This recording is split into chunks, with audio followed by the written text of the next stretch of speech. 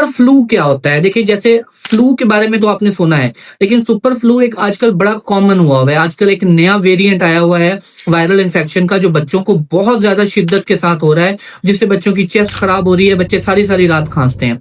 जो नॉर्मली सर्दियों के अंदर वायरल इन्फेक्शन होती है, वो तो इन्फ्लुएंजा वायरस की वजह से होती है, जिसमें बच्चों की छाती खराब होती है, नजला जुकाम होता है, और अगर ये शिद्दत इख्तियार कर ले, जो बहुत कम केसेस में होता है, तो बच्चे को नमूनिया भी हो सकता है। लेकिन आजकल मोस्टली केसेस में बच्चों को वायरल इन्फेक्शन के साथ नमूनिया हो रहा है, जिसको हमने सुपर फ्लू का नाम दे दिया है। इसके अंदर जो इन्फ्लुएंजा वायरस होता है, जिसकी वजह से वायरल इन्फेक्शन होती है, उसमें कुछ तब्दीलियां देखी गई हैं।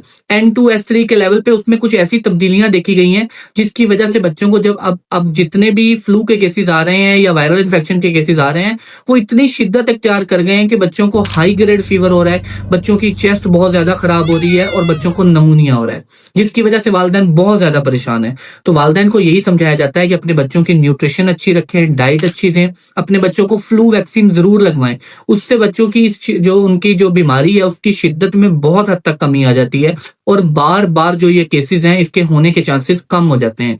अपने बच्चों को साफ सफाई का बहुत ज्यादा ख्याल रखें, और जितनी भी मौसमी तब्दीली है, इससे अपने बच्चों को मैक्सिमम बचाएं, उनको अच्छे तरीके से कवर करें।